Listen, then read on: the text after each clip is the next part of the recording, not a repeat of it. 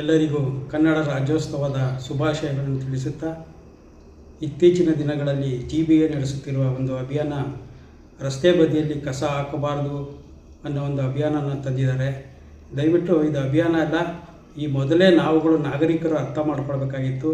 ರಸ್ತೆಯಲ್ಲಿ ಎಲ್ಲೆಂದರಲ್ಲಿ ಕಸ ಹಾಕೋದು ನಮ್ಮ ಪರಿಸರಕ್ಕೆ ಹಾನಿಯಾಗುತ್ತೆ, ನಮ್ಮ ಬಡಾವಣೆಗೆ ಹಾನಿಯಾಗುತ್ತೆ, ನಮ್ಮ ಬಡಾವಣೆಯ ಅಂದಕ್ಕೆ ಧಕ್ಕೆ ಆಗುತ್ತೆ, ನಮ್ಮ ಮಕ್ಕಳು ಮರಿಗಳಿಗೆ ಕಾಯಿಲೆ ಬರೋದು ನಾವು ಇದರಿಂದನೇ. ದಯವಿಟ್ಟು ಎಲ್ಲರೂ ಅರ್ಥ ಮಾಡ್ಕೊಳ್ಬೇಕು. ಕಸವನ್ನು ಎಲ್ಲೆಂದರಲ್ಲಿ ಬಿಸಾಡೋದಿಲ್ಲ, ಮನೆಗೆ ಬರೋ ತಳ್ಳು ಗಾಡಿಯಲ್ಲೇ ಹಾಕಬೇಕು ಅಂತ ವಿನಂತಿ ಮಾಡ್ಕೊಳ್ತೇನೆ. ಒಂದು ಯೋಚನೆ ಮಾಡಬೇಕು, ಕಸದ ತಗೊಂಡೋಗೋರು ಒಂದು ದಿವಸ ಕಸ ತಗೊಂಡೋಗಲಿಲ್ಲ ಅಂದರೆ ಬೆಂಗಳೂರಿಗೆ ಗಬ್ಬು ನಾಲೆದ್ದೋಗುತ್ತೆ.